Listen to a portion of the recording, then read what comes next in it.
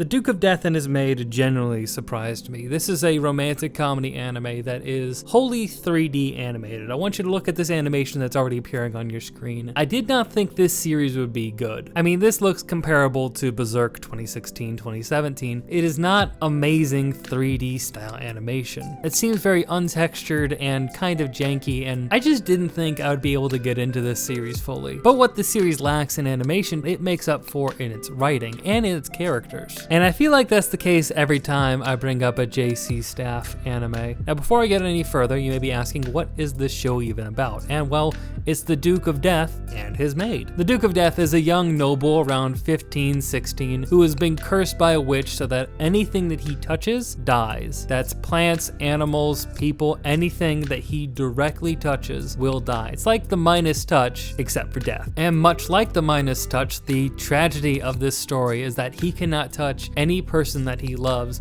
for fear that he will kill them. And thus enters into this story the maid, Alice. Alice is the Duke's friend. They've been together since before either of them can remember, and she has a habit of just taunting the hell out of him, teasing him, getting up close to him, torturing with him, trying to get him to give in to his urges to touch her, which he of course will never do because it will immediately kill her. And this interaction is where the majority of the comedy stems from, at least originally. After I'd seen the first episode, I was really concerned that this would be the entire joke all the way through, but I was pleasantly surprised. While this is a romantic comedy anime, and you would expect, I think, a lot more just straight comedy, and there is a lot of straight comedy in this show, there is also a really good sense of drama, as you would expect from something where a person can't touch anyone or else they'll immediately die. One of those things is that because of the Duke's condition, he can't be around people, so his mother sent him off to live in a villa far away from the rest of his family and the rest of society, only living with his maid Alice and his butler Rob, who has basically raised him since the age of 5. The Duke has a strong interest in breaking this curse as soon as he can, for multiple reasons, of course. For personal reasons, as he would like to touch a person that he greatly is attracted to, and because also if he doesn't break the curse, he will not be allowed to become the heir to his family's fortune. He's the oldest child of a noble family. If he isn't able to do it, then his younger brother will have to become the heir, which that younger brother would desperately love to have happen. So with this goal in mind, he's always trying to search for witches, search for clues, trying to find some way that he can break the curse. And that mystery behind it and the hints that it's been giving so far throughout the season are really compelling. I wonder who exactly set the curse upon him. I have my own theories, and I think when you watch, you'll have yours too. But it will be interesting to see how everything is connected together. I also think the comedy is pretty genuinely funny. If you like anime comedy, which is a specific brand of comedy, then you'll definitely enjoy The Duke of Death and His Maid. If you have a hesitation to that though, then I think that's going to turn you off from this show entirely, because that is the majority of the focus. While the show again does have those dramatic elements that I went into, and some episodes are more focused on that, generally throughout the majority of it, it feels more slice of life, or just trying to get into daily hijinks, trying to see if they can find a way to break the curse, or going about their daily lives. It's not as overly simplistic as I think a lot of slice of life can end up tending to be, but it does have a very strong slice of life nature to it, so that's something to be aware of. You aren't going to expect this to be episode upon episode of action sequences or,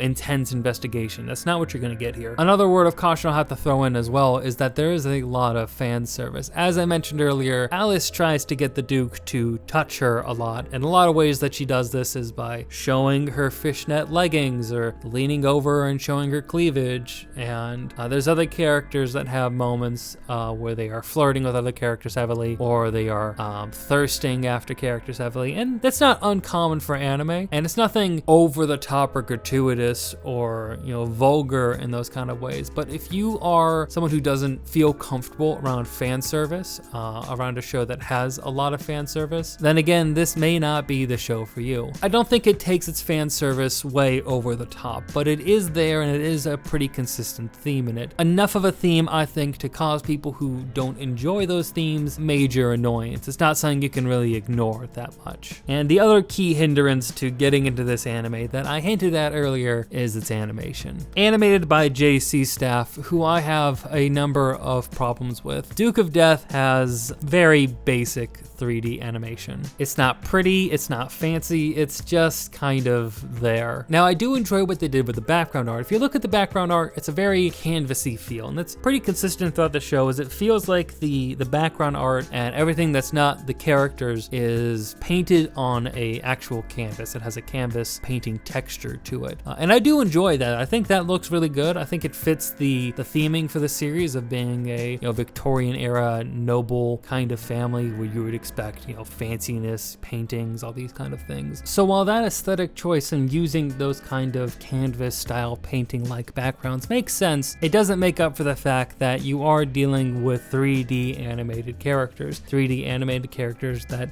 don't blend in well and, just don't really fit. They kind of feel like, RWBY. And RWBY is not made by a professional anime studio. So while I am gonna say I do recommend this show, especially if you don't have a problem with fan service, if you can deal with lackluster animation, then watch The Duke of Death. It is a really good story. I do love these characters. I liked watching it all the way through. I enjoyed it a lot, especially because it was pretty chill and, about trying to figure out what the mystery behind this curse is. And there was a kind of just constant tension, in having a curse that whenever you immediately touch something, it dies. There's something interesting about that. If you can get past all the things that I mentioned, then I do recommend watching this show. I think you will enjoy it, but I completely understand if for most of you that is a hurdle a bit too high to get past, especially when there is so many good anime out there right now to watch. It's sad, really. I wanted to come into this review being more positive, trying to get people to watch this show more, but when you really stack up how many issues there is with it, it's difficult really to get past it. But for now, that's all I have to say. I have a few more summer anime that I'm trying to get through. Again, if you're looking for just any kind of anime content from me, I am doing videos over on TikTok and people seem to like them, so go check out the TikTok for clips from the YouTube channel and also just